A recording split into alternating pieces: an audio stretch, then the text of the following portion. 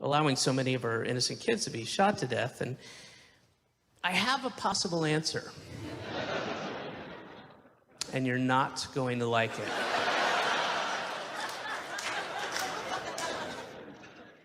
But maybe God is allowing so many of our kids to be shot to death so that they can go to heaven, where they then service the ISIS terrorists and suicide bombers as part of the 72 virgins they're rewarded with.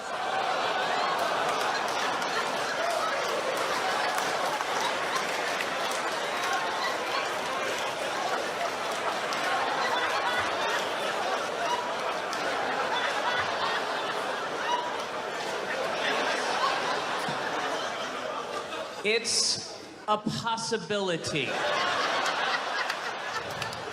As I said, I'm an atheist. I don't believe in any of that stuff, but I'm sure there's some Muslims here. Sure there's some Christians. Y'all argue amongst yourselves, figure it out. I mean, keep arguing amongst yourselves. For another 1,400 years or so, you'll be able to get it, I'm sure, soon, any minute now. You have 10,000 sex acts for every one baby born. Maybe. Yeah, I do. Ladies are sensitive, asshole. What's worse than a child being left alone with one priest? Leaving a child alone with two priests? And welcome to Atheist Airwaves, episode number 149. I'm Christian Ferris. I'm Heather Schafer. I'm Vance Fisher. And I'm Jeff Grime. We record live every Tuesday at 7:30 Central, so please do come out and participate in the live show by shouting at us in our chat room. Our intro audio this week is atheist actor and comedian David Cross giving what I would say is on a theistic level at least a plausible explanation for a God allowing children to be slaughtered in our world. I feel it's as plausible as any other explanation that they give. I also don't feel like it's out of character for God. So, One of the best I've heard. This God is rapey, he's murdery. It really depends on which side you are. It could be one of the 72 virgins, or it could be just for the Catholic priests. Right. They do need playthings in the afterlife. I mean, if Catholic priests are going to be happy in the afterlife, they kind of need little kids there, right? Right. For entertainment purposes only. Yeah. Sadly, yes.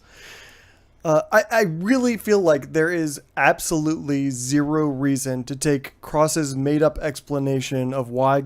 Basically, this is the problem of evil, right? And there's no reason to take that less seriously than any other theistic explanation. It doesn't violate any dogma. In fact, it's built off dogma.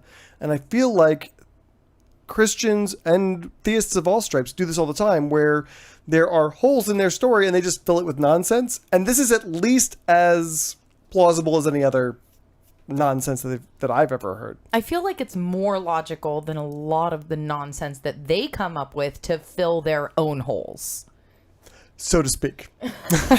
Yeah. Okay, let's move on from filling holes. That's an unfortunate turn of phrase.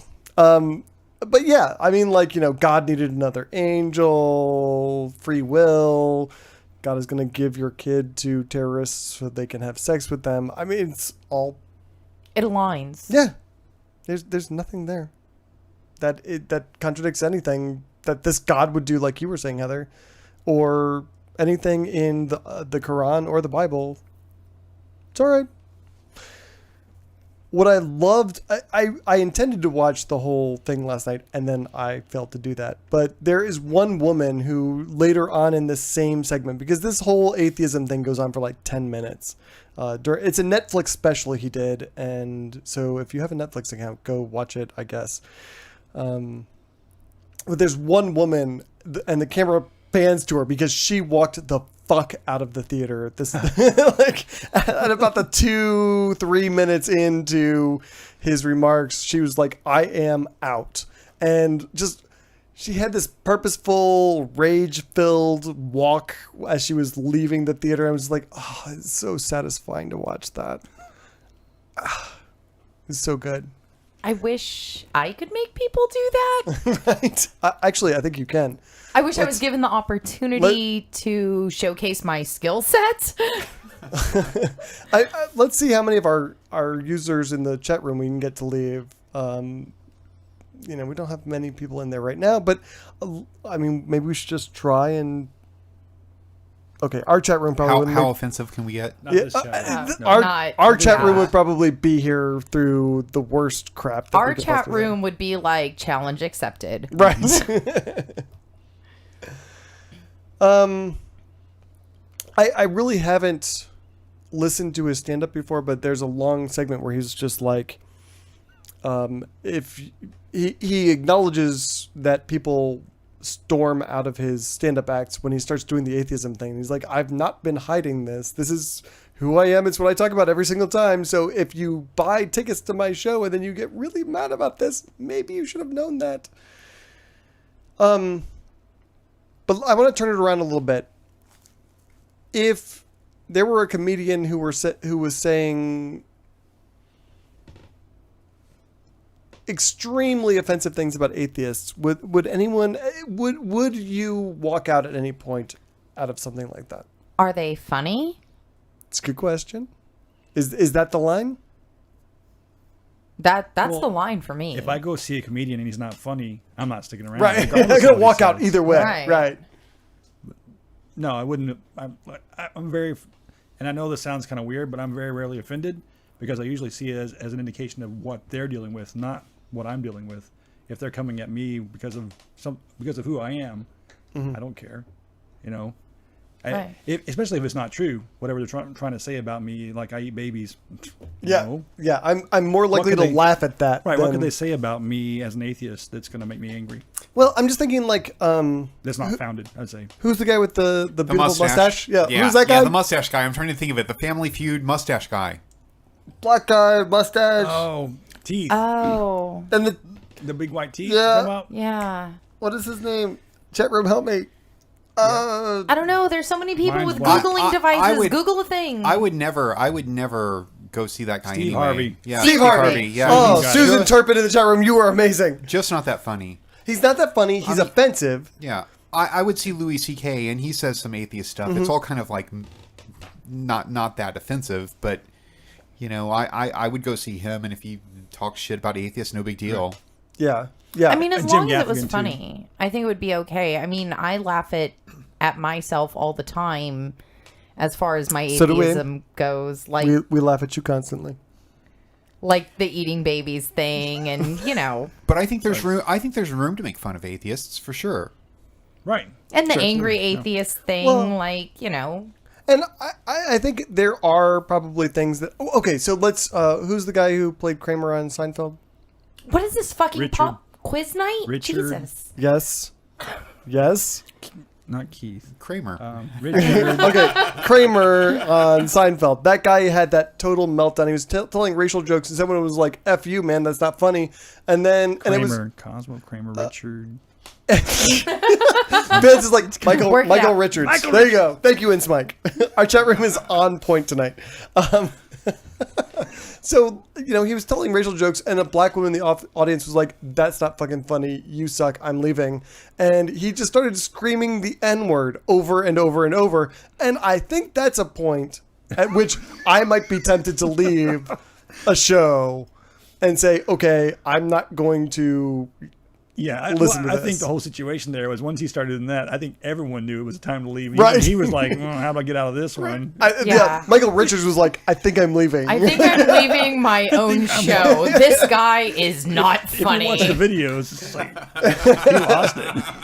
Yeah. So, I mean, there are probably times when I would walk out of a show. I would probably be more likely to walk out of a show if someone was beating up on a different group than my group, because I'm stubborn and I might scream until I might yell until I got removed. Yeah, I'm kind of the same way. If it suddenly became like a transgender hate fest or something like that, yeah, I could totally see standing up and leaving, or just saying, "Who the fuck are you?" Yeah. Yeah. I mean, does intent matter?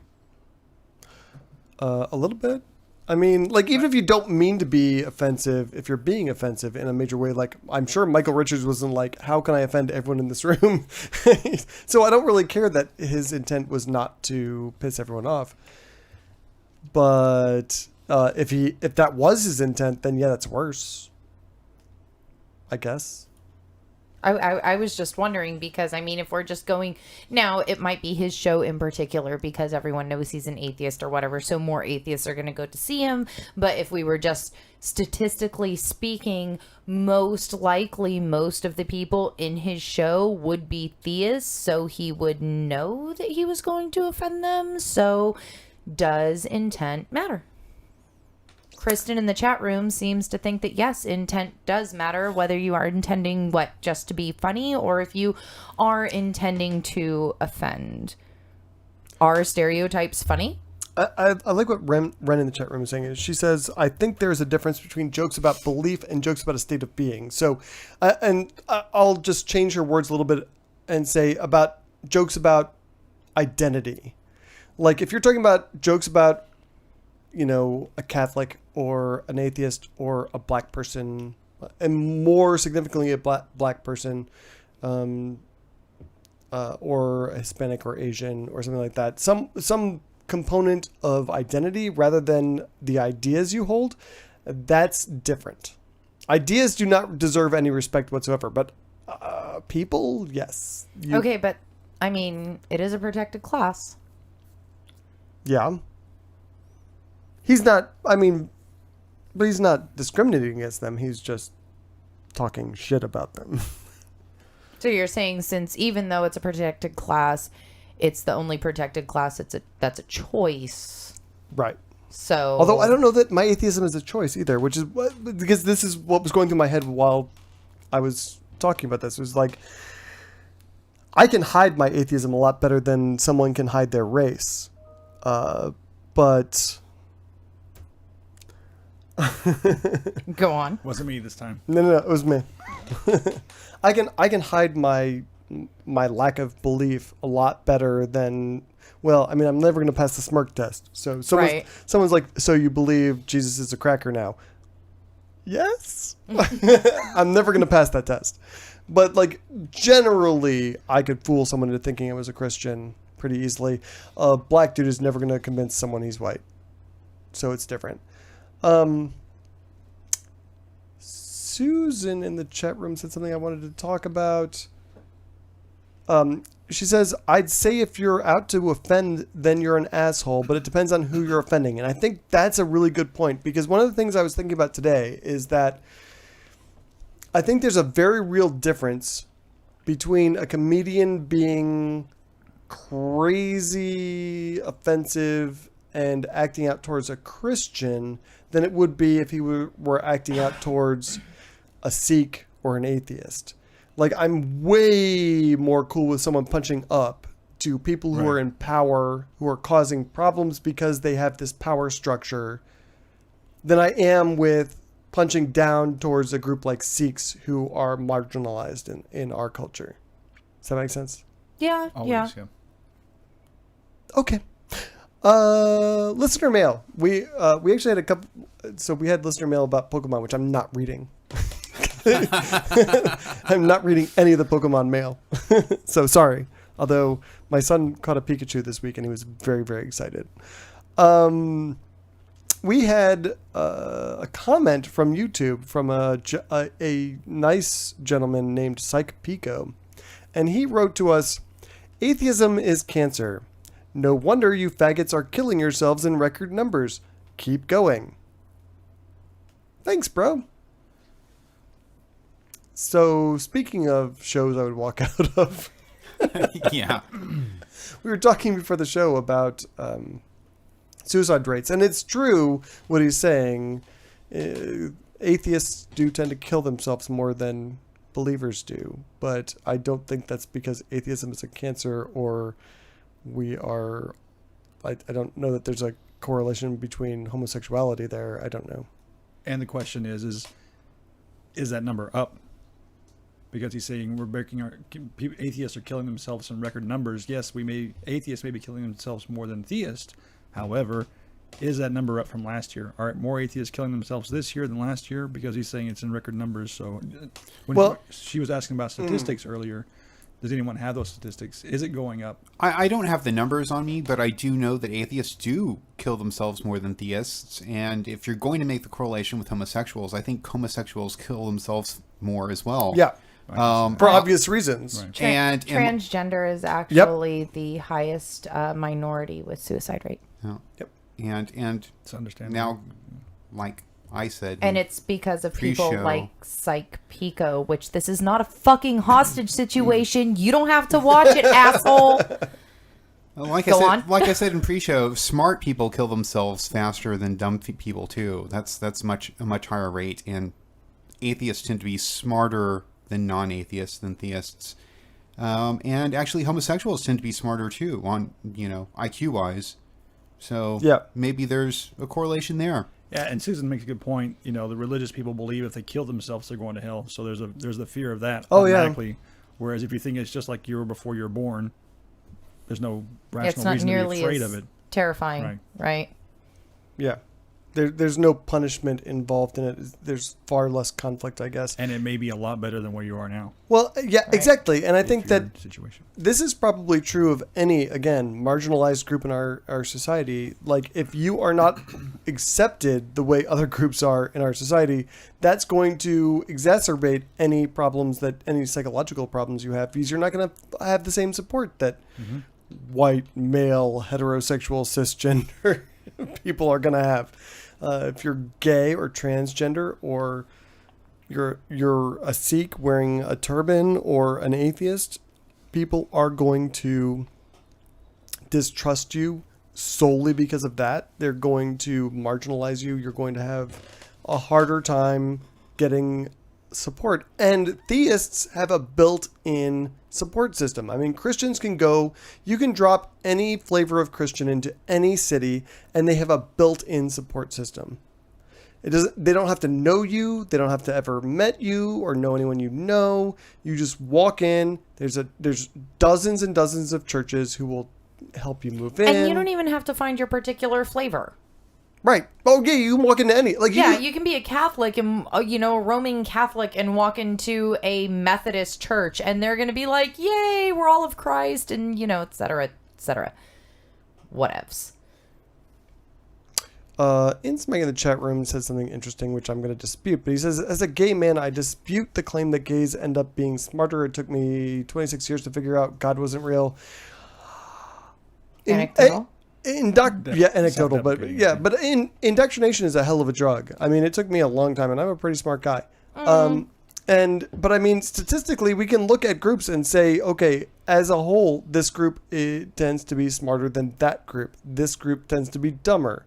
You go to the meetup.com and go to glue eaters on Wednesday, and those people are not going to be as smart as the physics club meetup, right? In general, I'm sure there are plenty of smart people who eat paste. Got it, atheistairwaves.com if you're a paste eater who's really pissed off about that.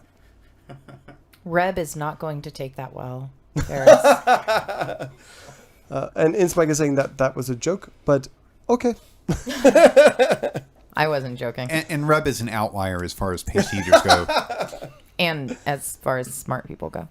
Ren in the chat room says, yeah, but as a gay woman, I'm a fucking genius. So your anecdote has been called and raised in Smike. So there. What is... Okay, I don't know what that means. Okay. Let's move on to news. Is everyone familiar with Post Secret? Does everyone know what that is? Like, it used to be a lot more popular than it is today. I feel like if I would have read the show sheet, I would know what it is. I used to read it religiously maybe 7 or 8 years ago. Yeah, I remember. It was pretty cool when it came out. Yeah. Basically, people send in confessions or strange things, and they're all anonymous and whatever. This week, a Christian sent in a picture of a couple. They're in bed, clearly about to engage in immoral sexual activity. And the text on the picture said, I read sex tips in Cosmo. I'm a Christian virgin and I plan to wow my future husband on our wedding night. So, does anyone have predictions on how that is going to work out for this woman and her future husband? I do. It's going to go awful. It's not going to be good. There's no way this is real. Ah, bet you it is. Women read There is Cosmo no for way the this is fucking real. sex tips. They do, and it's awful because every other month, which is 6 months out of a year for the last, I don't know, how long has Cosmo been in publication? 30 years or something? The 10 best ways to please your man? Oh, I mean, always, yeah. You're gonna run out of fucking ways that you can actually put in a magazine like that 2 months in. But there's the internet now. Are there really even young people? Are there even virgins reading Cosmo anymore? I bet you there are. Because I mean, It's still in publication. I gotta say, like, I'm really envious of young people today because, like, they have a way of. So, to this woman's defense, you can prepare yourself pretty well for those things by doing some research. I'm not sure that Cosmo's the kind of research you want to do into sex. At the same time, sex theory and sex practice are very different. Right? I mean, I don't know what everyone's first sexual experience was like. Mine ended Post-show? Is that what everyone's talking about? Yeah. Yeah, I like specifically remember driving home thinking, well, I guess at least I'm not a virgin anymore. I'm like, whatever the fuck that just was. Okay. But I mean, It's better now. I've read a lot of Cosmos. Yeah. Yeah, so everyone get out there and read your Cosmo. But yeah, things do not work. So when I gave birth to Adam, one of my girlfriends brought me. Is that your son or is that just someone else? Sorry, go ahead. So when I gave birth to Adam, my eldest son, a girlfriend of mine just brought me a bunch of magazines or whatever because I was going to be sitting in the hospital a couple days. And one of them was Cosmo. And Do Totally not different. Right. You do not want Carl Sagan or Neil deGrasse Tyson telling you what you should do. How to sex? Yeah, no. How to sex properly? No. They and- probably have a better clue. At this point, anyway. Like, Right, post-Cosmos. mechanically speaking, at the very least. Pre-Cosmos, probably not so much. Pre-Cosmos, they were probably like, but afterwards, come on. One of the things the only thing actually that sticks out in my mind in there was new ways to tempt your man. And one of the things I remember specifically was paying his ankles attention. What? Yes, no, I swear to fuck.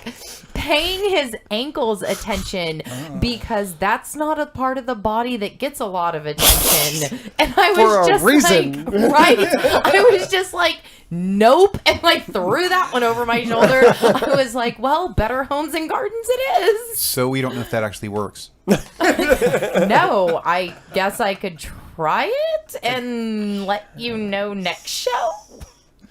Like, Yes. I've never seen porn where someone's like, yes, kiss my ankles. Yes, harder. That I've never heard ankles. Yeah, I mean, neither. Ren in the chat room says, see, I think you can if you know what you're doing with yourself before you try with someone else. If you can please yourself, you can please someone else, right? That works better for gay people than it does for heterosexual people. I think yes. maybe. I think that's your gay privilege showing, Ren. But Quit throwing that around.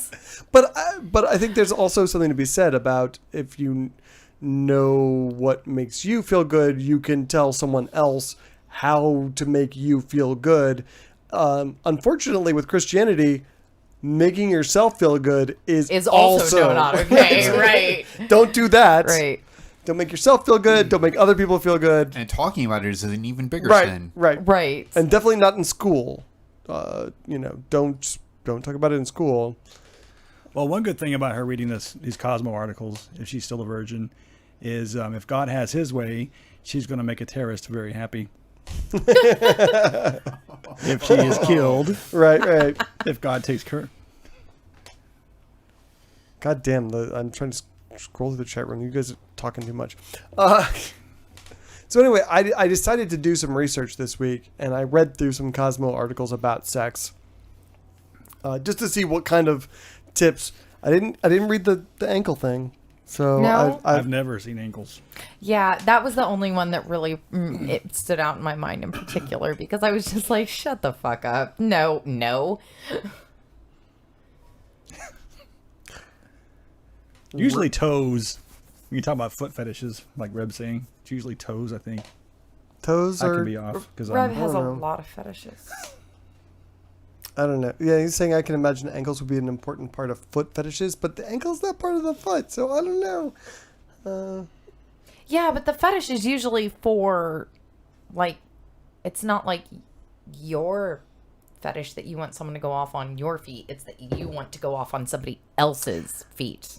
Wow, there's some confessions going on in the chat room right now about foot fetishes and who likes what. I'm gonna let you guys have your privacy. Shouldn't we screenshot this and post it on right. Facebook is what you mean? That's what I meant. Not your privacy. I'm going to post it on Facebook.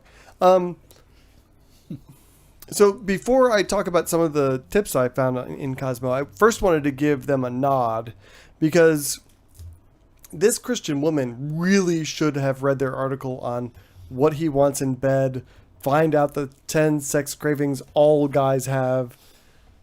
I'm like really skeptical of any claim where Blowies everyone... and anal? I know guys That's who 2. say There's 8 more. You fucking serious right now? neither one of those appeared in the top 10.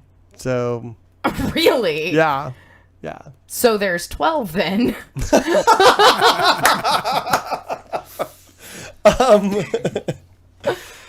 So Jennifer Benjamin of Cosmo wrote, "Things don't always go smoothly during sex." Oh, really? Some positions don't work and odd noises happen. So, like, even Cosmo is going to tell you. Cosmo. What did I say? Cosmos. Okay, well, whichever.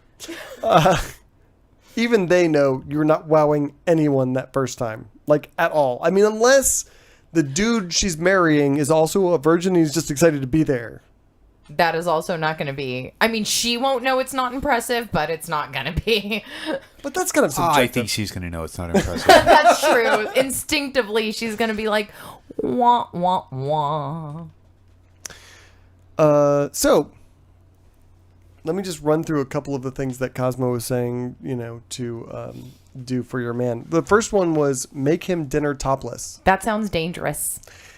Not fried. Nothing fried. Breakfast. It's not Yeah. bacon. No bacon, Super right? bad They said idea. dinner, not breakfast. Yeah, there will be no, like, tempura fried shrimp going on if I'm not wearing a shirt. Well, maybe it could just be like vegetables, chopped vegetables. I Right? don't know. Here's a salad. I feel like topless anything, okay. That's a good tip. Like, Anything. for a man. Yeah. Dudes like boobs, apparently. Maybe They're serve awesome. it naked. Huh? Maybe Oh, serve it naked would yeah. be great. Yeah. There you go. But not naked, just topless. Topless, yeah. Cosmo is saying that you should wear a sexy bottom, whether it's a skirt or some tight pants. Leave or something to the imagination. Yeah. Something Actually- for him to take off. That is something that Exactly. Cosmo says repeatedly. Yeah. Okay, so the second one that I pulled out was pack him lunch. Send him off to work like you do with a brown bag containing his favorite sandwich. That's it? And blowies and anal? I think that's show title right there. But seriously, Cosmo printed make him a sandwich. I mean, that's what they printed. A Oh my sandwich God. with you and your best friend? I was waiting for the punchline. I was hoping that wasn't No, it. that No, was it. I'm reading Make it. him a sandwich. Yeah, no, I'm reading it, so I knew it wasn't the punchline. No, that's So- what they wrote. Like, make your man a sandwich, and that's how you make him happy. Last one I pulled out was stock his kitchen. Before a big game, fill his fridge and pantry with beer, soda, and microwavable pizza and other man-friendly grub. Is this Cosmo or the First Baptist Church that's writing this? Or is it like... Did they also tell him to Men's shut Health? up when the football game's on? And then be silent. Yeah. Make a sandwich, buy beer, and then be silent. And microwavable pizza? Is that even a thing? Pizza, That's disgusting. pizza That is- rolls, that is maybe. gross. I don't even... I don't know. You're men. What kind of man-friendly grub do you want microwaved? You tell me. Should I Beer. microwave your sandwich? I don't know.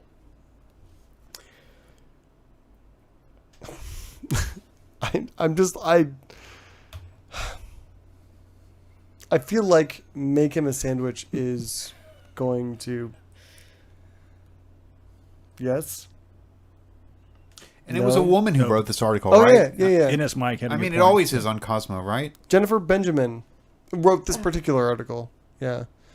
Why do I think that they all have like fake pen names and they're actually like 50-year-old men who are writing this shit? Right. That want sandwiches and blowies and anal? Well, I heard the same thing. The reason I mentioned the First Baptist Church is a conservative friend of mine posted that football season is about to start, so you stock the fridge, give him his drink, and you shut the fuck up. You know?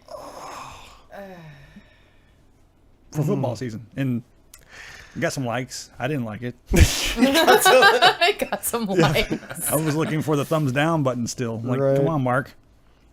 Make all that money. Make a thumbs down button. I There's a little angry face button. Oh, yeah. could do that. Yeah. I mean, to be fair, though, I was raised by a single dad, and I have learned how to at least entertain myself while sports are going on. But then at the same time, if I have my girlfriends over and we're all drinking wine and bashing our ex-boyfriends, like, I don't want you in my grill either. Like, respect my hobbies. You know, and I wouldn't mind it if my boyfriend was Wait. hey, you know, girls' night, and I know you're going to have that. So while I was at the store, I picked you up a couple bottles of wine. Like, sure, that would be nice. You can do favors for each other. What are you claiming is your hobby? What? Ex-boyfriend Entertaining bashing. herself. Ex-boyfriend bashing. Okay. No, I said So okay. No. I'm just trying to, they make it so easy. Fair enough. I do feel like if you're writing for the general population, maybe traditional gender roles is the way to go because you're just trying to get as many people as possible. So I guess... Okay, fine. So, as a woman writing the article, if she were to come up to the three of you men, and since you gave 3 examples, it was like, hey, what's your woman going to do to turn you on? Jeff, what would you say? It doesn't take much. Christian? No, Hey, honey, let's go to bed. Done deal. I'm in. Right. Christian, he wasn't talking specifically to No, you. Jeff and I are going to be gone for a little while, so you guys just take over the show. You guys are okay, right? We I mean, already you have. you guys like entertain yourself in You've here. read it now, right?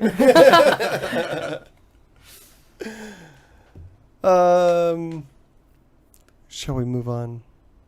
Let's move on. Reb always has a thing to say about what I'm wearing. Reb, have you ever seen you?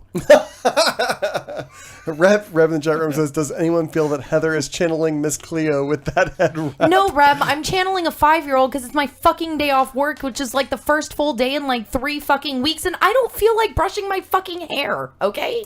Done. Kristen in the chat room says, shut the fuck up with your fashion critiques, Reb. So I think they're self-policing now. They're self-policing in the chat room now. So anyhow, Christian, what would you put on that list for Cosmo if Cosmo came up to you and said, how can your woman turn you on? Blowies and anal. Right? Yes. No, I wouldn't be that for me, but just, they wouldn't ask me. No one asks. They would never ask They me. would see your wedding I'm ring and just- just make a hard left. That's right. Honestly, just, show up and we're good. Like, I'm super easy. show up. That's how and easy we're it is for good. guys. Yeah. Yeah, no. And actually, Just this shirtless, is it doesn't matter what yeah, you're yeah, doing. exactly. Topless, not topless, Out whatever. of the shower, stay shirtless. You're good. And Cosmo, actually, because I read a lot of Cosmo articles in the last couple of days. Oh my God, so many. They say that routinely, which is just that dudes are really easy. Like, it's really easy to wow your man. It's super fucking easy. So, I mean, That's why I even say was that. surprised. There was 10 things. There should only be like the 2. Okay. Right. Inspike in the chat room says, today we learned Ferris likes anal. God damn it. Okay, so this next story has a twist that you totally won't see coming. Anthony Silva is the Republican mayor of Stockton, California. He once gave God a key to the city of Stockton. He has held city council meetings in an anti-gay megachurch. And he is himself a virulently anti-gay politician. So it will come as no surprise to anyone that he is really into dudes. Like, super into dudes. So this good mayor was arrested by the FBI this week. Last year, after he was coming home from a trip to China, the feds confiscated his cell phone at the airport and found at least one file of a recording he made, sadly at a youth camp, where he was providing a 16-year-old boy with alcohol and playing strip poker with him and several other adult men. All men? They were all men, yes. That feels like the opposite goal of what strip poker should be. Unless you're gay. Ah. But what if you hate gays? Well, then you're probably Then you're gay. the mayor of Stockton? You're probably gay and you want to play strip poker with other men. That's how this whole thing works. Enough to where you wanted to video it on your phone, even. So you can hate it I mean- later. So you can Yes. you can yell at the video. God, wanna I'm use so this. I'm so mad at myself. Right? I'm so upsetting. I'm such a homo. I'm sure someone should beat me up. Put a foot in the chat room says encryption. It isn't that hard, folks. Look, and then follows that up with, "Oh, wrong lesson. Sorry." Yeah. Yeah.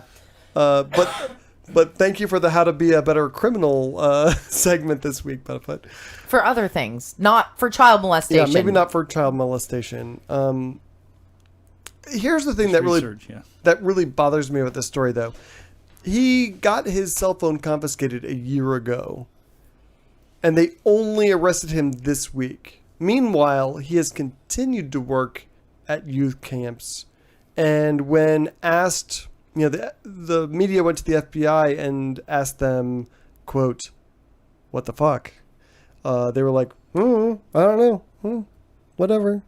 I don't understand how you let a guy that you know is having inappropriate contact with youths at youth camps continue to work at youth camps where I'm sure he was continuing this behavior. I'm just glad this guy was actually elected in not in San Francisco, but in California. I'm not this is like glad. 30 minutes from San Francisco. Is it really? It makes Texas look less bad. I'm from California, so I don't like that at all. Now, I have watched a Law and Order or two in my day, so I feel like I can comment on this story with, some sort of knowledge into the whole legal process. Could there have been maybe a ring of youth camp child molestery type people they might have been busting? That's a good point. I mean, and it could just be that they suspected because there were other adults and only this one kid involved, that maybe they were suspecting that. We're 'Cause going if for I- the big guy, he's a small fish. We're gonna catch the Right, big guy. right. Get the ringleader. Yeah, like if I was all molesty, I would definitely be in a youth camp and maybe find other molesty people there that were interested in the same thing too. They knew what they were looking for. Yeah. I mean, this is something that he had to have out there. If somebody knew that he recorded it, he showed it around to other people.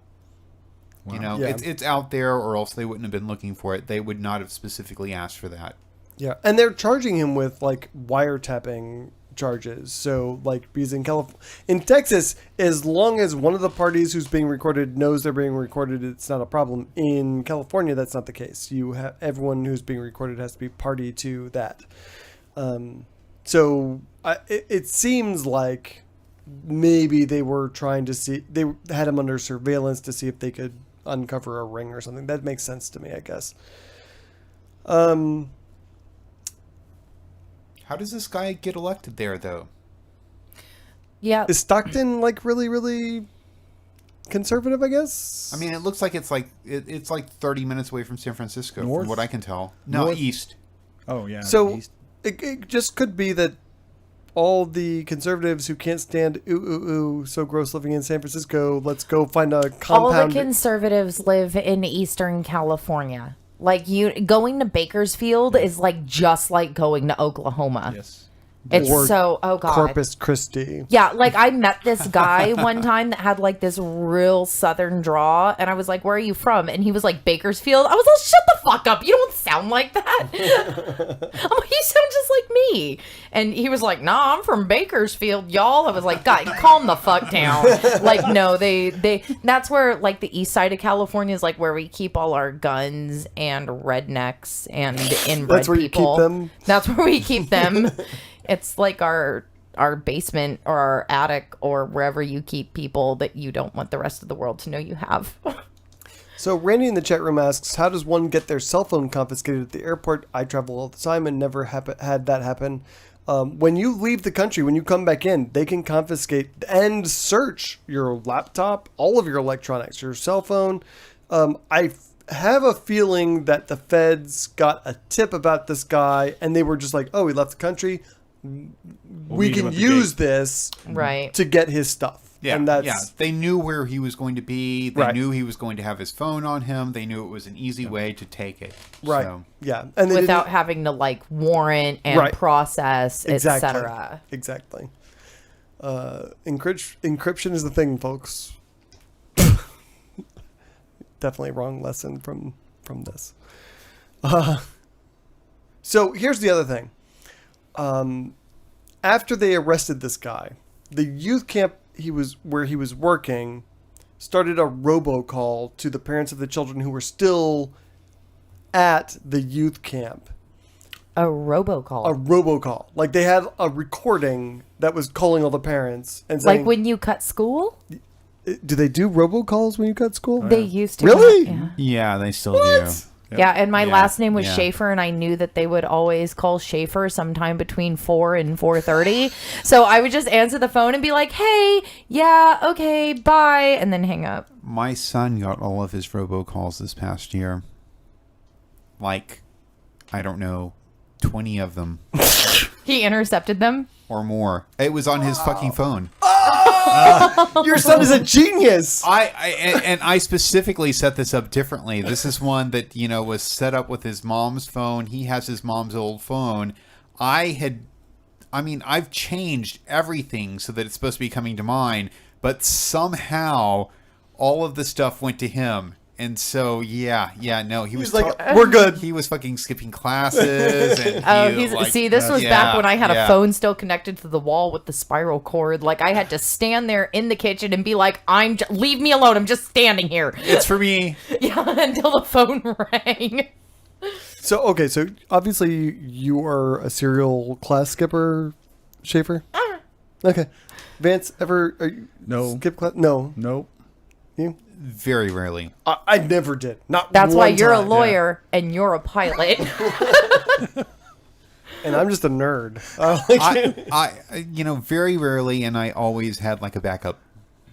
So Yeah, I can't even say Yeah. that. Skip I've school never to skipped. go to the library. I usually and- papered it first. So Susan in the chat room says she skipped a lot of class in the 11th grade. I got kicked out of a class. I got kicked out of a history class in when it was my senior year. I didn't even know what to do because he didn't send me the teacher didn't send me to the principal's office. He was just like, get out of my classroom. And I was like, Like on senior skip day? no. Were you the only one there? He I just thought was. I wasn't. He thought I You was. showed up to class on was the senior only one skip there. day? Yeah. Yeah, you did, Vance. Yeah, you did. Oh, nerd. You're the only cool person here, Schafer. Yeah, I know. Damn. Yeah, he just thought I wasn't paying enough attention to his stupid video, so he kicked me out of class. And I was like, I don't know. But to be fair, any kids that are going to be listening to the show, I'm also the person here making the least amount of money. So keep that in mind for future reference. So 2 things: don't skip classes, don't have a vagina, and you'll make a lot of money. Right. Those are the 2 secrets. Okay, so last thing about this guy. And I want to play conspiracy theory for a minute. Is everyone cool with that? Yep. Okay. So this guy had a handgun that was quote unquote stolen from his house over a year ago and has now been linked to multiple crimes in Stockton, California, including the murder of a 13-year-old boy. Now, I'm not going to say that a pedophile might bump off a victim who is getting ready to tell people about all of the things you've been doing to him. I'm just going to heavily imply it at this point. Anyone want to go with me on this one? I don't think it's unfair. I mean, No. he I has, don't think he it's has a not. history of working specifically with youth, and it's his livelihood. I think Sure. they should definitely make sure that correlation and causation aren't the same. I think it's worth, Right. looking into. It's just Okay, Ismail in the chat room says, yeah, that dude murdered that kid. Okay, it's settled. That's what happened. I'm not saying that's grand happened. jury, yo. That's all I'm saying. I'm not saying that I know that happened, but I heard someone say that he murdered this 13-year-old. That's how it goes. So that's what happened. Corpus Christi Atheists meets every Sunday at 5:30 p.m. This weekend, we're meeting at B&J's Pizza on SPID just east of Airline. If you don't know where that is, you can visit ccatheists.com for a list of our public events. So, in Matthew chapter 4, everyone get out your Bible. The Holy Spirit leads Jesus into the wilderness to be tempted by Satan, and while he's out there, he fasted for 40 days and 40 nights, allegedly. I'm not saying that did or didn't happen, but form your own conclusions, I guess. This week, we have Exhibit A as to whether that's a plausible thing to have happened. Alfred Ndlovu was a South African pastor, and he decided he was going to follow in Jesus' footsteps. He was going to wander into the desert and fast for 40 days and 40 nights. There was just one problem with his little plan, and that's that humans can't live that long without food and water, and he lived 30 days before he just kind of fell over and died. 30 days. Yeah. I kind of feel like he's a quitter. It was only 10 days left to go. You fucking douche. Like what? There was You 10 made days. it. You made it 75% of the way through, and then just like quit like that. Really? Loser. Yeah. I almost- And okay, so wait, what kind of fasting is this? Like, isn't fasting like you're not supposed to eat between like the hours of sunrise and sunset, Okay, that- I don't know. I fucking eat like all the time, just like a wood chipper. So I don't know. how does a wood chipper eat? Okay. So, according to locals, he was doing what he was calling dry fasting, which is not a term I had heard before. Is that like dry humping or dry heaving? It's kind of like dry heaves. It's it's the opposite. So like dry heaves is when you're throwing up and nothing's coming up. Right. Dry fasting is when nothing is going down. So Okay. no water and no food. They're both awful. Water, and you made it 30 days? Yeah. Yeah, I don't buy that shit. You're right. That's what I'm saying. Yeah, that's not possible. Right, thank you. So, like, this dude is, in addition to being dead, is a total liar. I mean, you cannot last 30 days without water. That's not a thing that is going to happen for any human being. So he was like, he had a flask right? I mean, Of water. yeah. He was like taking sips. Yeah, that's totally what When I no one's carry in looking. my flask. And when if you're at gonna work. fake it, you might as well at least have something else in it. You know, Yeah, I mean, yeah. really. Yeah. If I were gonna fake this, if you're gonna fake it and like sip some water, you ought to at least fucking Vodka, take care of this shit. Yeah, tequila. yeah. Right. Yeah. I mean, I think I can fairly say that I haven't actually like drank any water in 30 days, but I mean, there's water in my beer and my cheese sticks and my And actually, other beer thing, wings and ranch. beer is scientifically very good at hydrating you after exerting yourself. So Great that's science. electrolytes. Don't laugh. That's No, science. I'm not Joe. laughing. It's I got like what plants crave. I mean, no, I'm not laughing. I'm like, haven't you ever had like a really fucking serious hangover and woke up in the morning and drank a fucking beer? Oh, It it's hydrates you amazing. immediately. Oh, it's so like, amazing. duh. Science. I mean, That's why you like crawl Hair into of the dog. right. You crawl into bed with a beer you're not going to finish, and then it's there for you in the morning, and that is the best. that's how you know he's the one. So there are scientific studies that show that beer hydrates you better than water. So, It doesn't keep you hydrated though. It's a quick fix. but it continues as long as you keep drinking. So just don't stop drinking. Is right? I mean, right. Okay. So just drink beer and nothing It'll else, and don't dehydrate stop. you though No. if you do stop, and then you start cramping. Like, have you ever woke up in the middle so of the don't night stop. from? That's the whole point. I've never stopped, so I don't know what I don't know. Like maybe that happens. I don't know. Anyway, my favorite part of this story, and yes, a dude is dead, and I have a favorite part. And please email me your tears. Scott at atheistairwaves.com. I don't care. So local media said, quote, his death came as a shock to his family, church members, and the community at large. How stupid are the people in this community? A guy wanders off and says, I'm going to go over here for a while, and I'm not going to eat or drink anything for 40 days. And now no one can believe he's dead? I mean, Maybe it's that they can't believe how he died. they can't believe he actually Like, did they're like, it. I can't believe he didn't get eaten by a pack of wild coyotes before he fucking dropped dead of dehydration and starvation. What? Could be. I don't know. I feel like maybe they could have had an intervention, and you know, like if you know someone is going off into the wilderness to starve themselves to death, you could say no, don't do it. Now this guy was a pastor, right? He was 43. He was a preacher, Yep. and apparently he believes Jesus is real or was real. Yep. And does he not believe that Jesus was the Son of God or a God? Allegedly, you would assume So he did. he also made the point. I think he stated that he was going to beat Jesus's record. Yeah. Yeah. He was punished for his own pride. Yeah. Pride, and you're going to go up against a God. Yeah, right. I mean, Jesus did it 40 days. I'm doing 41. Yeah, that's what I was gonna say. That'll teach him. You know, that'll right. teach him. Then and I'm sure that's exactly the lesson his congregation took from it. and that's what people are going to say is like, it's God. Jesus really did it. Jesus is God because this guy couldn't do it, but Jesus could. So it just adds more fuel to So their fire, I guess, saying that being able to prove that Jesus can do it and mere mortals can't. So you think that this pastor is up in heaven right now and Jesus is all, what did you learn? Well, I'm hoping he was a virgin. And now he's with ISIS, Now guys. he's a terrorist. Yeah. And now they're all 68.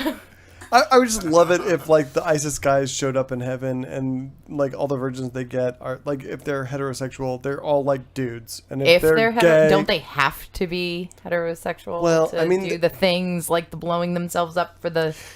Well, I mean, it's kind of like anti-gay mayors. Like, you have to say you're not gay, but then you probably are. Yeah, but he's not blowing himself up. I feel like the people that are blowing themselves up are actually not gay. He's just being an I don't know. asshole. I feel like that they're- doesn't fucking cost him anything. I feel like if you were willing to blow yourself up, you were like extra in the closet. You are like so Extra buried. gay. Yes. You're extra gay. You just want to be like, in the face with dicks and stuff. That's what you want. Yes. I feel like that's a thing. I mean, like we've talked about the anal jihad on this show before. That's a thing. Do you remember the anal jihad? No. There are jihadis in the Middle East who are like asking questions like, "Can I sodomize myself?" You know, because I'm fighting the infidel. So it's cool if like I, jam things up my ass, right? Who are they asking? For what purpose? Imams. They're For pleasure or for Yeah. hiding things Yeah, like no, my cell phone both. so they don't get it, or they check that at the airport. both. Like having explosives jammed. Is it okay if I do that? But also like It's a gray area. Yes, do it. Explosives, if you're- go right ahead. It's not really gray. No, but seriously, like these people are like, hell, if you're willing to kill yourself and whatever, yeah, just do whatever you want, dude. Like I'm not doing that. You do that. And if you want to have gay sex before that, that's Preparations. that's fine. That's fine. Practice makes perfect. Whatever you need to do, just go for it. What were we talking about? I have no idea. Don't know. Something about a pastor wandering off into the desert. Oh yeah, that was stupid. I feel like maybe everyone in his community and congregation is upset because there was a some sort of Deadpool and somebody won. lost. Like I thought he was only going to make it 15 days before dying. That fucker was cheating. He was drinking water. I had 31 and I overbid, so I automatically lost. Totally unfair. You gotta be closest without going over. Just like Price is Right. Right, Yep. that's how that works. Yeah. Meanwhile, in politics ball this week. Sorry. I've checked Sorry. out. Sorry, Schafer. Gentlemen, go ahead. No, let me bring you back in. We're talking about porn. I got notes. Oh, I like porn. Yeah. So it's a mixed bag here. Porn bag. Donald Trump chose to improve his standings in the poll this week by signing a pledge to crack down on pornography. Donald Trump is not politics ball. You don't think so? I mean, No. he's the Republican nominee. Still. That's my argument. Still. Okay. It makes me wonder how big of a constituency really can the anti-porn people really be? You know what? I think they're like a facade. I think they're going to be like, oh, whoa. Susan in the chat room says mixed bag of porn sounds awesome. We should start that. They have the Grab bag. the faith box or the loot crate and all that stuff. Every month you get a mixed bag of porn. Who wouldn't want that? Wait. What do you think you're starting? I don't know. Also, who pays for porn? If you pay for porn, you're stupid. Right? Is that Right. No, that's. No, I I agree. think that's general Okay. consensus. Okay. So wait, okay, so kind of like, no gay people. I'm so mad about all these gay people. I kind of feel that they're the same way about porn, and they're gonna be like, that's just the thing we say, right? Right. Like we don't really want to crack down on the porn because then we can't watch the porn. I don't watch porn. You do watch porn, Bob? No. No, crack down on the porn. I just want to yell about the porn, but I don't actually want to stop the Right. porn. I want to be really super ineffective at stopping the Because porn. there's two types of people. There are the people that watch porn and the people that lie about watching porn. I am not a liar. And then there's my grandma. But she's dead, so. Well, she used to watch porn. I guarantee it. I don't know. Maybe.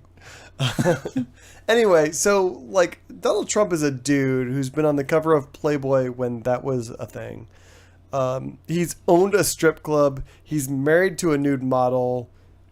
And this is the dude who's against pornography in our politics. I totally believe that. Everyone believes that. For the votes, yeah. Yeah, Small I feel. portion of the votes. Yeah, 2 votes, right? Is anyone actually, even the guys who are saying, "Oh yeah, I'm totally against porn," are they really voting against porn? They're not really voting against porn, No, they're not voting against porn. right? I mean, but they do have the money to fly to Thailand and, Bang like little kids. yeah, bang little kids. So And That, and while you can crack down on regular porn all day long, they're not going to be cracking down on their child porn because that's not mainstream. So they'll still be able to get that pretty readily, I assume. I feel like Hillary Clinton would be really super impressed by this level of pandering because, like, that woman panders, but, like, this is a whole different level of pandering. Like, I'm the dude who owns a strip club. I have been on the cover of Playboy, and I'm so totally against pornography. Right. So And this... he's also the guy that said the Inquirer should be a reputable magazine. Did he really? I Yep. didn't hear that. Yeah, when they were talking about the Ted Cruz and his father being the helping or being involved with the JFK assassination, he's like, well, yeah, the Inquirer broke it, but they broke some really good stories. And you know, if it was New York Times doing this, then they would have gotten a Pulitzer Prize for it. That's what he said to the quote for that. Wow. So I was just looking up the group that he signed this for, Enough is Enough. And they're affiliated with this other one called Project Wilberforce. Project what? Which is fucking great. Yeah. That I mean, sounds like a porn site. Yeah, and I'm looking at this guy's picture, this William Wilberforce, and it's, I don't know, it looks like a 17th century sketch of a guy. I mean, I really don't know anything about him, but I just thought I'd bring that up. Project Wilberforce totally sounds That's like a amazing. porn site. Yeah. Oh, dear Lord, that sounds amazing. Enough is Enough. Like, that name alone to me communicates just how out of touch these people are. There is never enough porn. I mean, never. We created the internet specifically as a porn delivery system, right? I mean... Sure. I know there's, like, rumors going around about, military secure communications or whatever. No. The internet was designed for porn. Now, I think it's a challenge for parents in I guess our generation to deal with it, because we know that our kids have access to porn, like, readily. And I think it's a tough one to bring up. I mean, it really is, but I don't think that enough is exactly the way. I don't think they're taking the task the right way on it.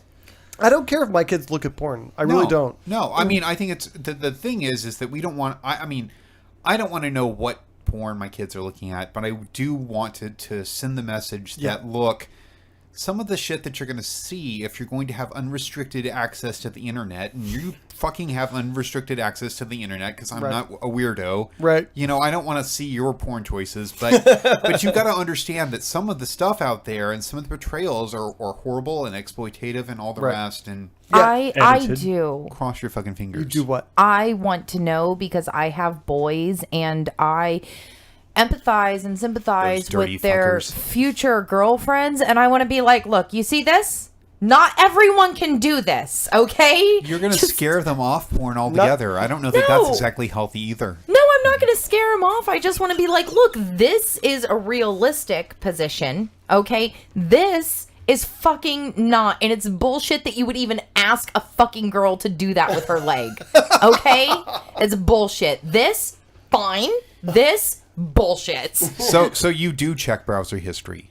Oh, they're 7 and 10. I don't have to yet. Oh, sister. 10? Really? Oh, no, you do. No.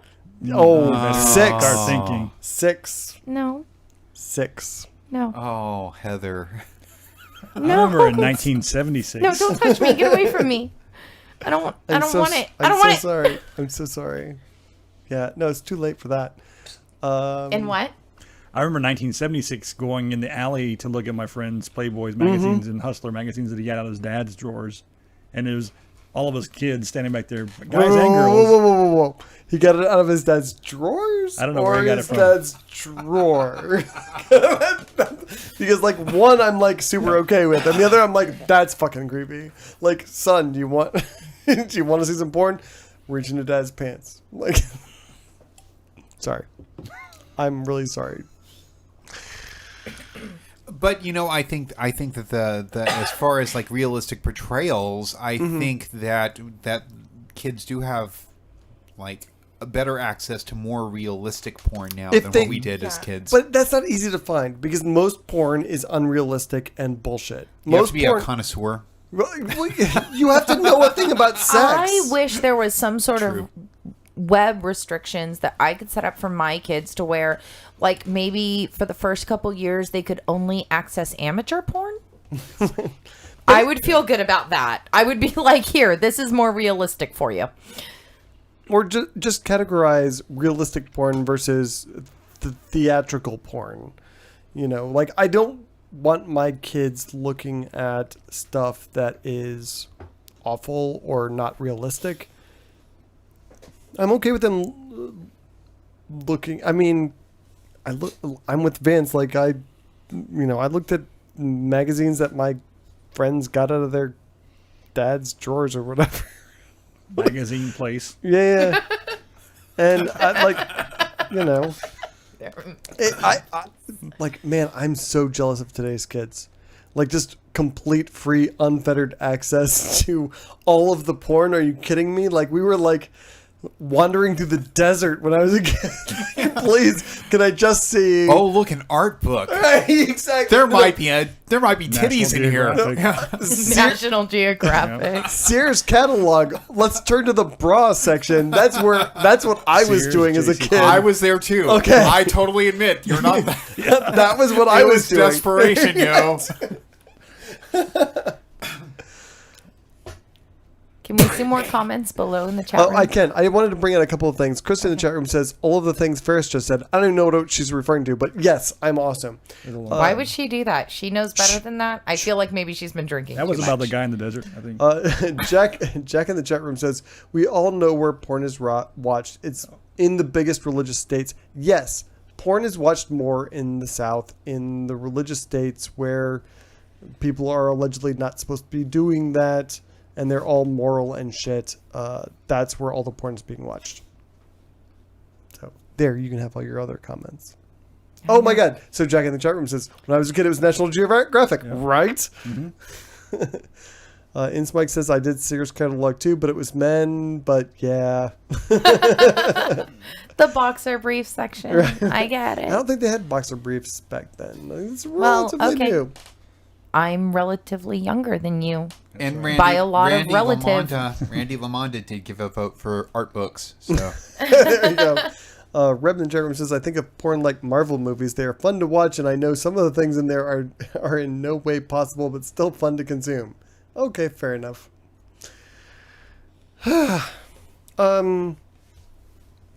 So this group, Enough is Enough, said they also sent the pledge to Hillary Clinton and Gary Johnson of the Libertarian Party, but neither of them even responded to the request to sign the pledge because Johnson and Clinton, they like the porn, I guess. So everyone go out and say, those, especially Hillary Clinton, she likes the porn. That's what everyone should get from this story. for sure. Yep.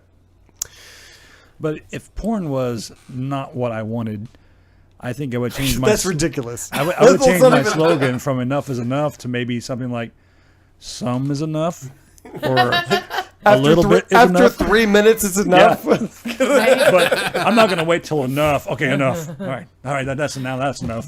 Like, all right, now, I still have to go to the laundromat and the bank. Yeah. Like, that's enough. It's enough. That's enough is enough. That's enough until tomorrow morning. Enough is enough, yeah. Right? Or until my plans fall through this evening or, Girlfriend can't come over. Okay. Right? Yeah. So before we move on, I want to remind everyone of upcoming events. We have a beach cleanup on September 24th. Please come out. We have a mile of beach to clean up. After that, we're going to have an amazing party on Burner Beach. You do not want to miss this party. Please trust me, it's worth spending a few hours cleaning up a mile of beach to hang out at this party. The party's okay. Ferris What? has an amazing party, all and of his own. Right? Nobody else was having that party last time. That was his amazing party. We were all having a pretty good time, too.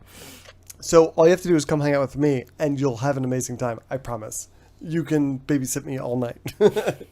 I think that's about it. Chef, you had there was a CCA party for you this weekend. You and your new bride. So congratulations on your absolutely. marriage. Thank you very much. No, Congratulations, we had a great time. Jeff. Congratulations.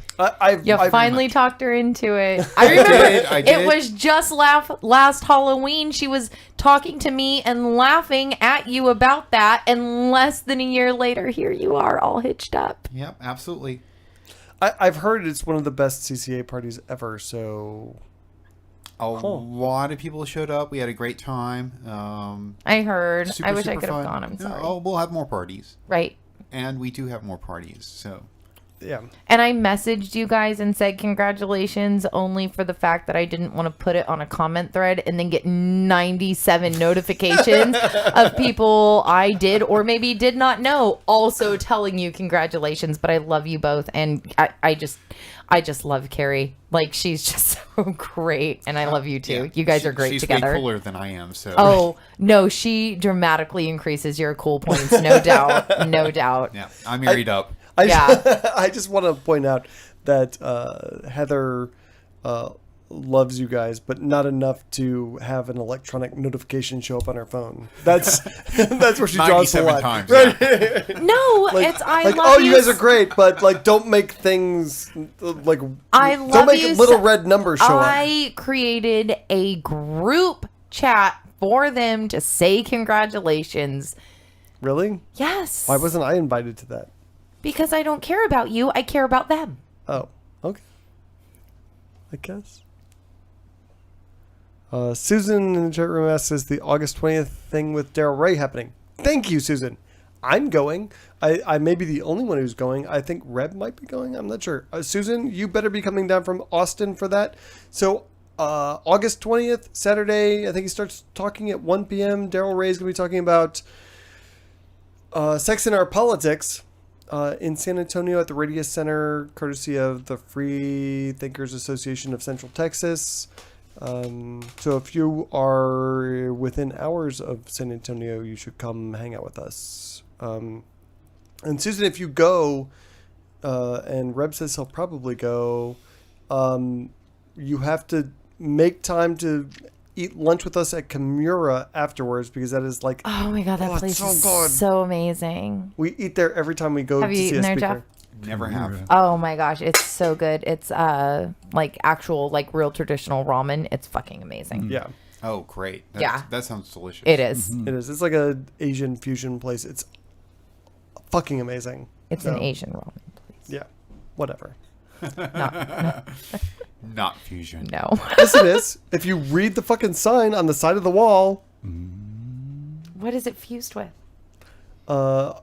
various Asian cultures, because they're not all the same. Like, Asian isn't one thing. There's No, Japanese, I know, but Chinese, Korean. Their specialties you ramen, fucking right? racist. Pakistani. No, their specialties ramen though, right?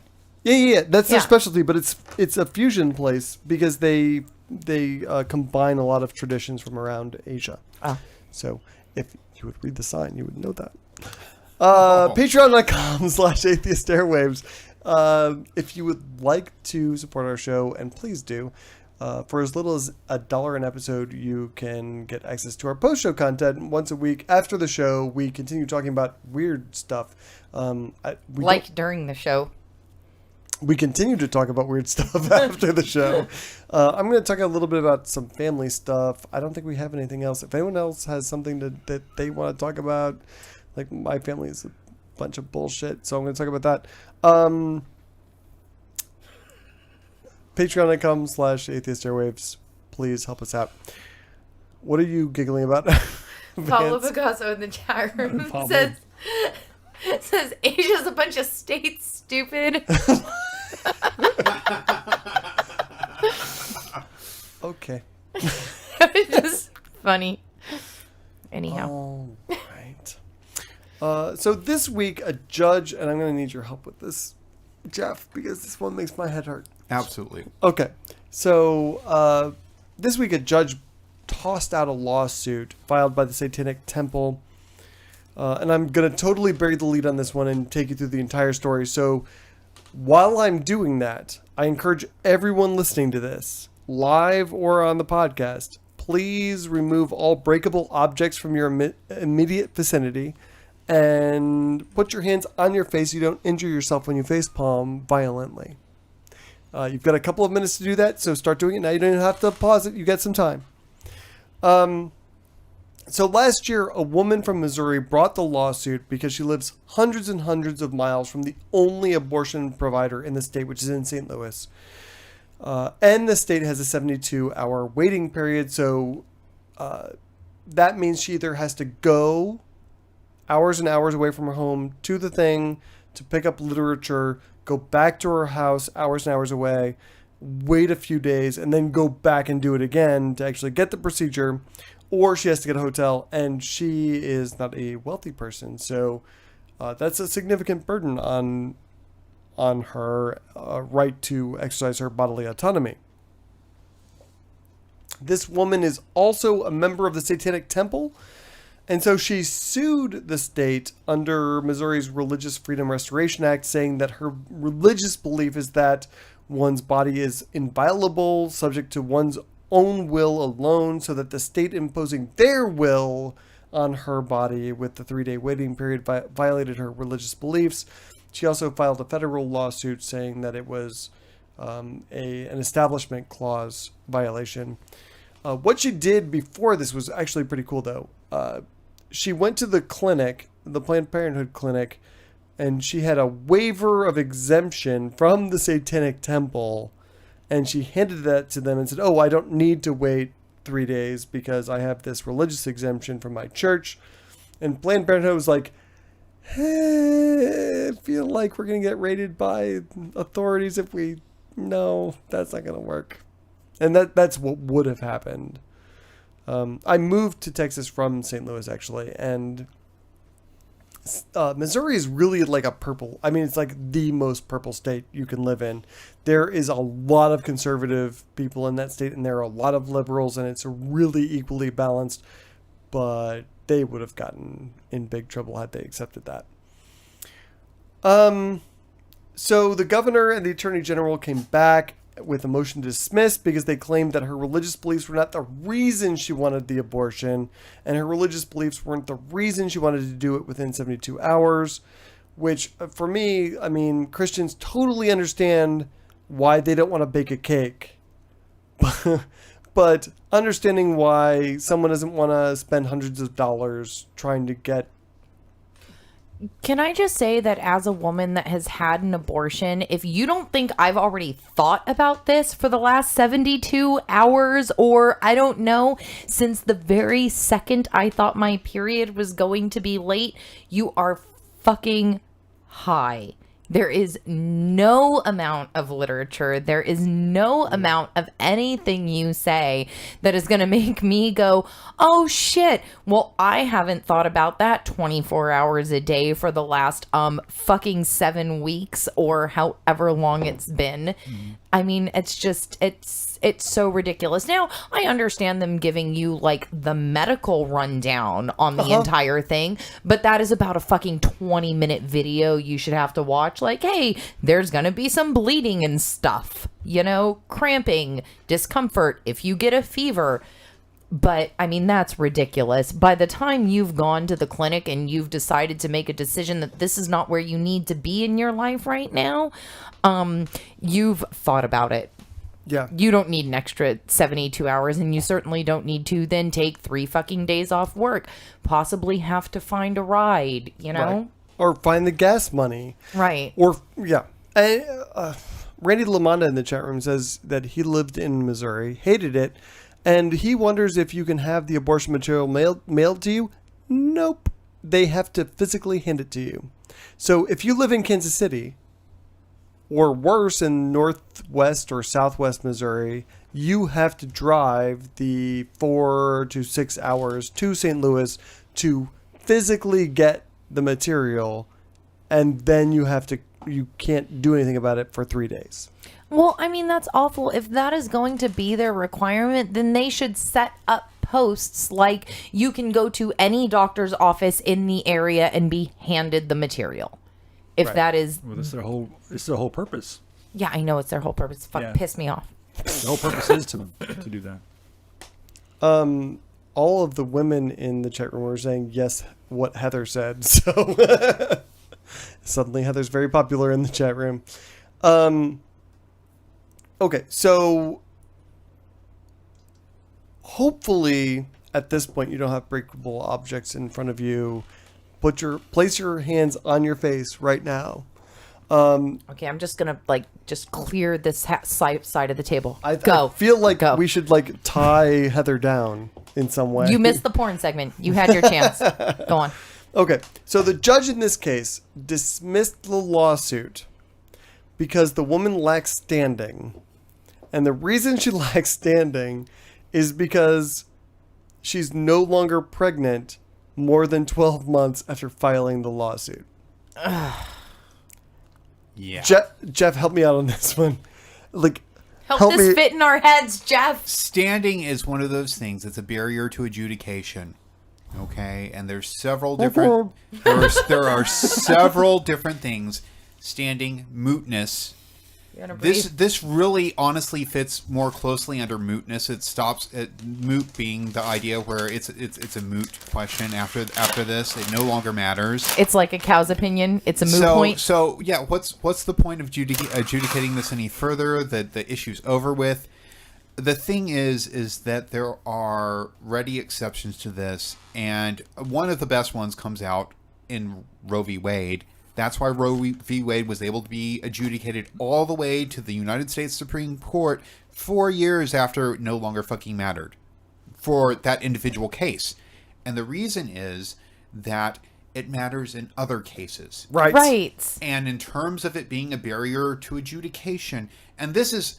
the worst part about this is I can see that being an issue with some jackass state court judge. This is a federal judge that was appointed by a fucking president, confirmed by a fucking Senate. Mm-hmm. Ridiculous. Federal judges know this. They have law clerks that research this stuff. Okay? Even if they don't know it. You don't get to be a federal judge by being stupid. I mean, you honestly don't. No, I wouldn't imagine that you do. I'm skeptical of this claim. I'm skeptical of this claim right now. I mean, really. That was a total blow off on this. There's no way that there had to have been personal feelings involved or something. Right. I don't even know how to explain this because there's not. I probably could have gotten appointed as a law clerk to a federal judge. I don't know. Maybe I'm over fucking estimating it. And I'm pretty smart. I'm a law guy. I was on law review. I think they call them lawyers. Yeah, but beyond that, in lawyer circles, I do a lot of stuff directly with understanding the law. I can write really well. I can do motion practice. I can do appellate practice. Mm-hmm. So when it comes to actually citing law and stuff, I'm pretty good at this. Any law clerk out there is going to be able to cite this just off the top of their head. Mm-hmm. And they're much closer to have taken constitutional law than I am. That's 15 years for me since I've taken a fucking constitutional law course. But So this is elementary as far as that type of law goes. Oh, absolutely. They know all of the barriers to adjudication. They know all the things. And it's normal for an appellate court or anybody writing opinions like that to try to get out of... what are reasons to not make a decision on this? That's that they tick them off. Is there a reason that I don't have jurisdiction here? And they look at that and they look at it real close. And standing is one of those things. Is there standing here? And they inquire into that, even if it's not an issue. This one probably more closely fits into mootness than it does into standing, but it's something that there. It's a clear exclusion that has been upheld all the way around. And the analysis of this article, I think, is probably correct. If this really does get appealed, like what they say they're going to do, that the dismissal will get overturned.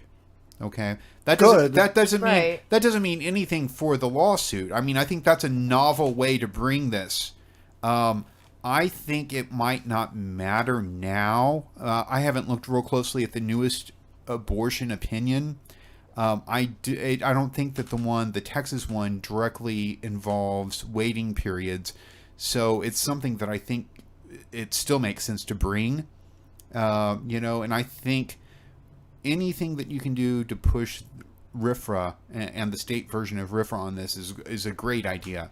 So I can't say in terms of what the decision on this is, but I think this is doomed to get reversed. I mean, this is going to go up to the circuit court and get kicked right back down.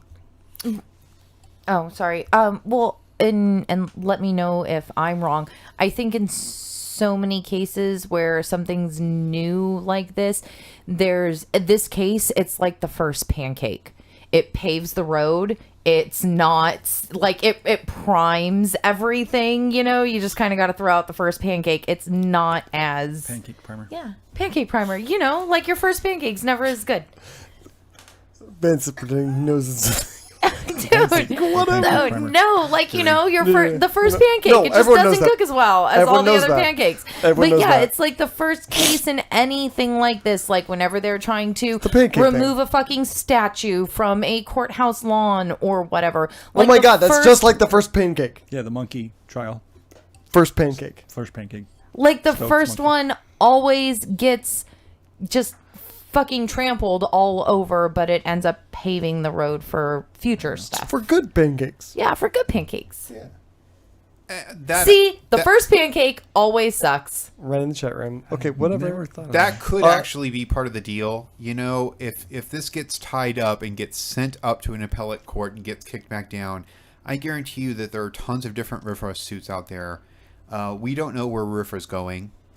Okay, so there might be better guidance for this judge after it goes up and comes back down. And I think the same thing can be said about the other abortion decision, and less work for him, maybe. I don't know, but it makes no sense. I don't think that anybody would want to get overturned on something like this. I mean, that's something where, to me, the law is pretty clear in terms of standing not being a problem in this type of a situation. So is she not pregnant anymore because she had the baby, or did she She get had- to have had the to. abortion? She- She had an abortion. Either way, she She had an abortion. But I mean, it really didn't matter because if she didn't have an abortion, She would have had it. she would have had the baby by now. It's been well over 12 Well, yeah, months. I was just wondering what kind of fucking predicament that they had, Yeah. corralled her into.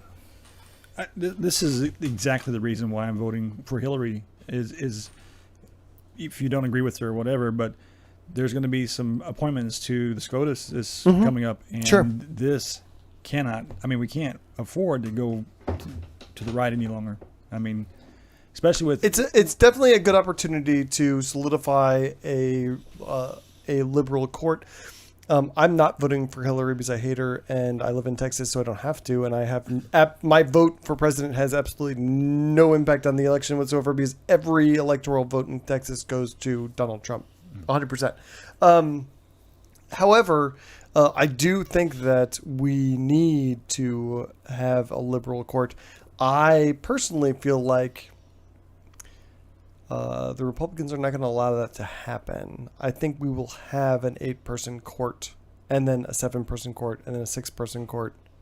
I don't think that's the Really? case. Okay. I don't think that's the case. I mean, I don't think that with Trump as the candidate that they're going to end up with a 50-person Senate. That would be amazing if that were true. I hope that's what happens, but I don't believe that either. I think it'll be still close. Putterfoot in the chat room says RU-486 has been available in the United States for over a decade.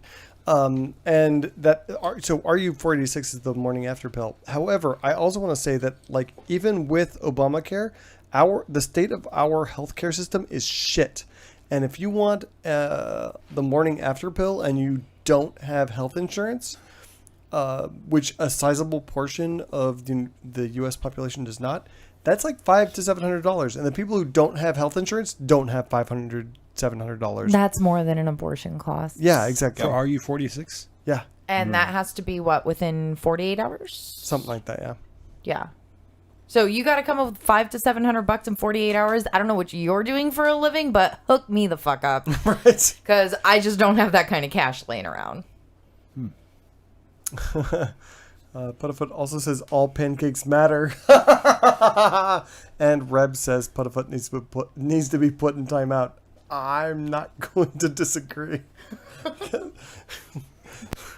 The first pancake always sucks. I feel like we should put Reb in timeout because he's all breakfast matters in there, and Okay. I only have one pancake. Pablo Picasso in the chat room is such a I don't even know how to dickhead. respond to that. Pablo, Not all breakfast matters. Fuck a fucking veggie quiche. Okay? It's fucking breakfast. I want it to be all pork and all covered in syrup and all pancakes. Pablo Picasso says, "Are you 46?" Christian answers, "No, I'm 51." Fuck you. Hector in the chat room says, "I'm late. Has Ferris shoehorned his conversation into a reference to Andrew Seidel?" No, I haven't. I haven't mentioned him at all, even though we're good friends. So, What do you think Andrew Seidel would have said about this? exactly Here. what Jeff said. That's what I think. I am You don't sure. even know what Jeff said. You were nodding and smiling that entire time. And that's what I would do with my good friend Andrew Seidel. So, And pee yourself a little, which you don't do with Jeff often. a little bit. But only because he's married now. Gary said it's fine. Last story. We'll hit this one really quick because we're right up on an hour and a half. Catholic Reverend Louis Brulard has admitted to sexually abusing young boys between 1940 and 1970 in Guam, where he was practicing as a priest. In an interview this week with ABC News, he said he molested, quote, "a couple of boys. I have no idea. Maybe 20. Okay, I would like to qualify the laugh I made during your reading that. Because you're sick. No, because Vance made of course he fucking did noise. And that was a laugh in agreeance of Vance's noise. Agreement is not a word. Oh, Oh, okay. So okay. only Well, what word, whatever So- word would go there then. anyway, so he only molested 20 boys, right? That's not that bad. Well, I guessed 21, so I lost because You I went over. right. Yeah. So sadly, but I mean, by Catholic standards, that's not that bad. 20 boys, whatever. So that part of this story is completely unnewsworthy. It's kind of par for the course for Catholic priests, right? Agreement. That's the word. That's the word. you. That's the word. So what the church did when they discovered that he was banging kids, that is kind of newsworthy. And again, everyone should remove fragile objects from their immediate vicinity. Hopefully you haven't brought all the lamps and vases back. Or they're already all broken Right, and from then the it first doesn't matter, story because right. you didn't heed Ferris's warning. Right. So no breakable objects, hands on face. Everyone do this. The other priests in this diocese addressed the issue of his child banging ways by saying that he should, quote, do better, which is helpful. He should go to confession regularly, and he should say some fucking Hail Marys. That is it. That is the extent of their intervention with the child banging guy. Right? The cat is outraged.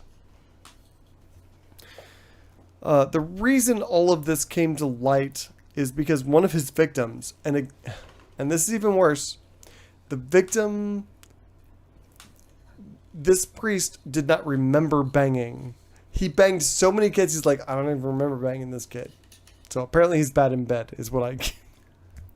Oh my God. I know, I just said that. I'm like, I feel bad about it. Dude, I say horrible things, horrible, unforgivable things that shouldn't be aired on this show. And I just jaw dropped over here. So this... Mainly because I know what it's like not to be remembered. And I feel extra bad for that kid, like worse than all the other kids. So anyway, this priest did not even remember this kid. And he was testifying before the Guam legislature because the statute of limitations for prosecuting a child molester in Guam is 2 years.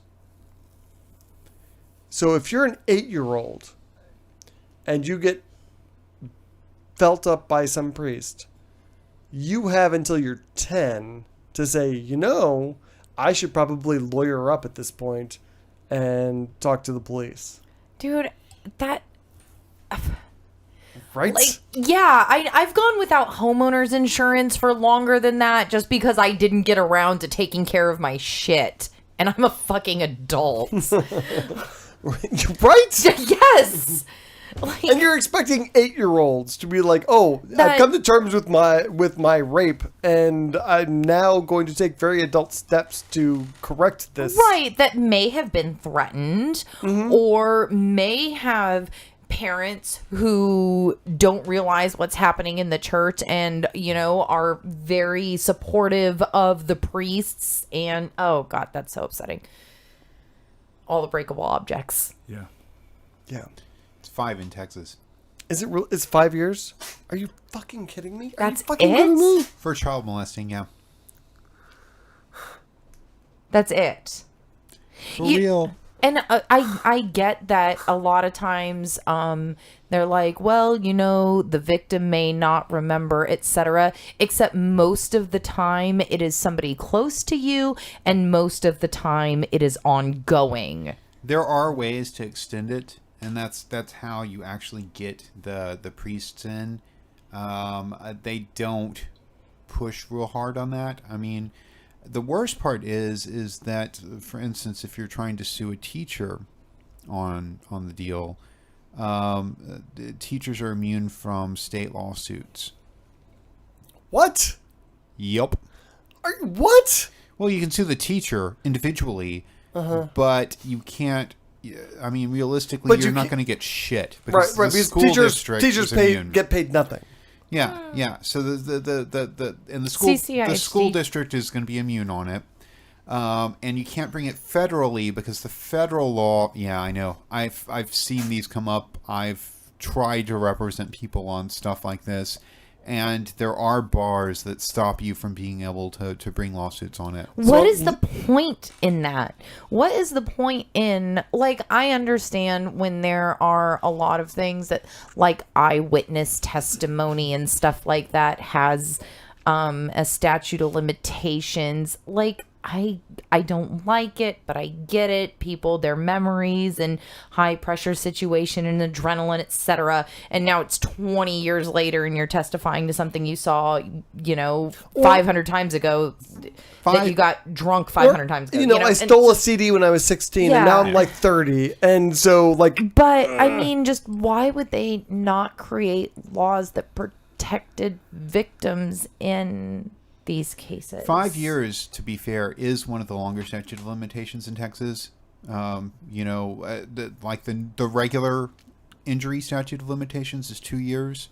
Well, that's mighty white of them. This is one that was made to extend it further, and there are ways to extend it beyond that amount.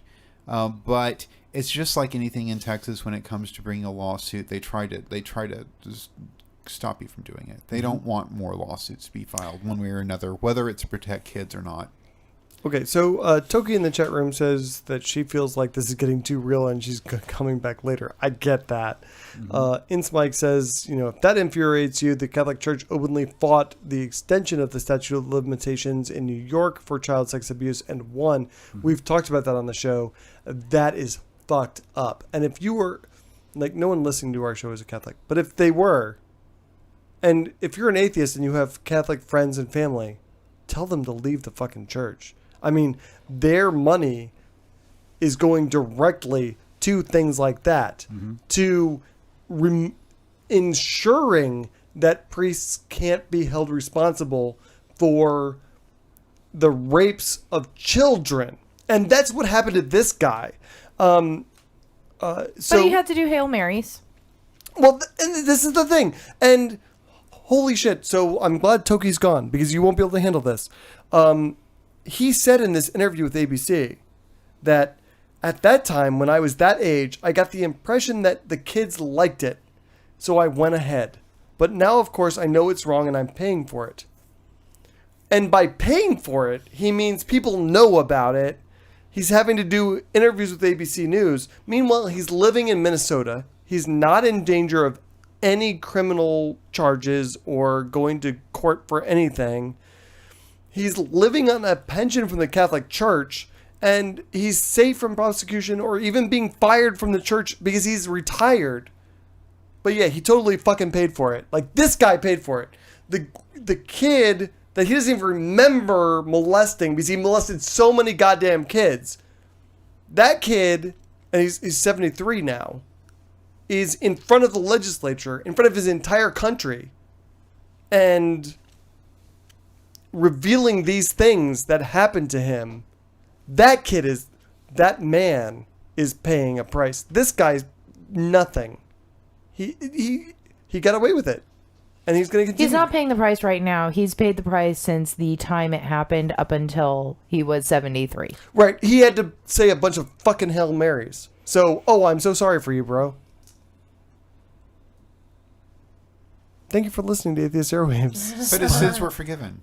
Right. Come on. He's absolved from all of the things. That's what's up there. Christians aren't perfect. They're just forgiven. Fuck you. Thank you for listening to Atheist Airwaves, sponsored by Corpus Christi Atheists and the South Texas Coalition of Reason. If you would like to compliment, complain, or make a suggestion, please write to us at god@atheistairwaves.com. Thank you to Tombstone to Dead Man for our outro music, which is, because I don't say it very often, My Stand, and it's an amazing song, so you should totally go look up Tombstone's music. When Worlds Collide, another good one to listen to off his latest album. Patreon.com/Atheist Airwaves if you would like to support our show. Thank you to everyone who is currently supporting our show. I'm going to talk about how shitty my family is and maybe some other things if someone has something else to talk about tonight. We will see you guys next week, 7:30 p.m. Central on Tuesday. See y'all. Peace.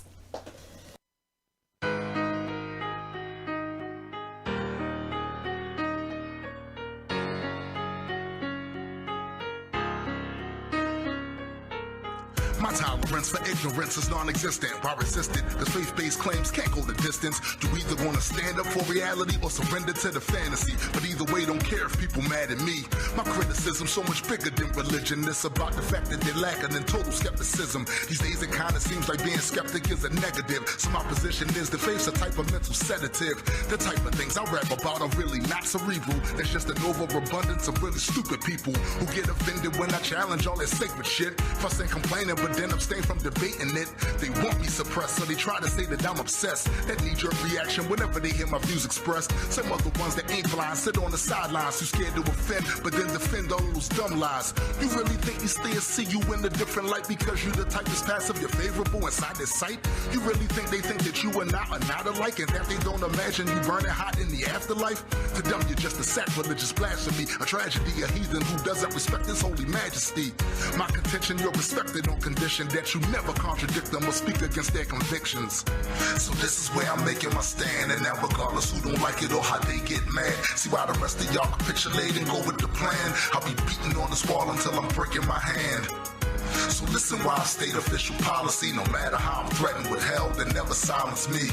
I know that you don't see this as imperative, but I refuse to lose and let the stupid frame the narrative.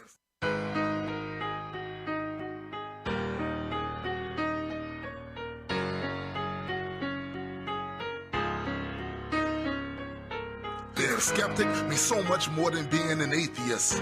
And until you accept that, you won't relate to this.